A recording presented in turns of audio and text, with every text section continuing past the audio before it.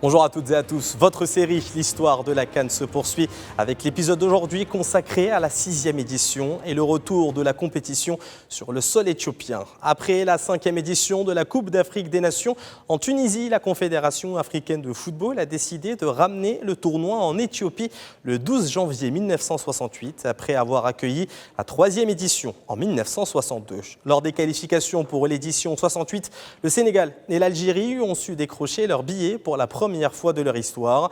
Ces deux sélections s'ajoutent à la Côte d'Ivoire et l'Ouganda après le retrait de l'Égypte et de ses voisins, les deux Congos, Kinshasa et Brazzaville, portant le nombre d'équipes participantes à 8, une première dans l'histoire du tournoi.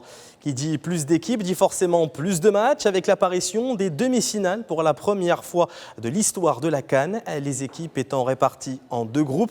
Le premier comprenant l'Éthiopie, la Côte d'Ivoire, l'Algérie et l'Ouganda qui a vu la qualification du pays hôte en tête avec 6 points, suivi des éléphants. Dans le groupe B, le Ghana, tenant du titre continental, est en tête du classement avec 5 points, suivi de la République démocratique du Congo avec 4 unités.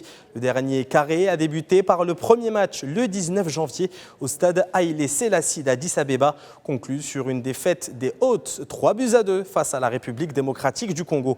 Le match s'est prolongé en prolongation avec la fin du temps réglementaire sur un score de 2 buts partout avant que Léon Mongamani ne scelle le sort de la rencontre en inscrivant son 2e but personnel, le 3e de son équipe à la 100e minute de jeu, mettant ainsi fin au parcours des Éthiopiens devant leur propre public.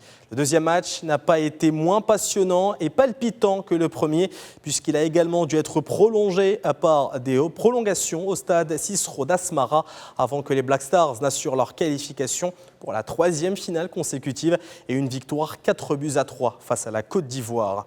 Jamais un 21 janvier n'a été tant attendu pour une finale entre la République démocratique du Congo et le tenant du titre, le Ghana, au stade Haïlé Sélassie d'Addis Abeba.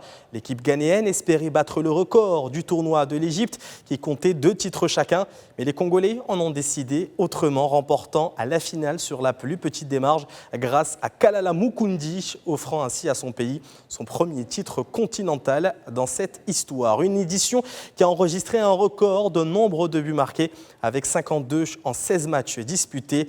La page de l'Éthiopie tournée, c'est au tour du Soudan d'accueillir la CAN sur son territoire en janvier 1970. Les détails, les chiffres et les événements marquants de cette édition, ce sera pour le prochain numéro de l'Histoire de la CAN. À bientôt.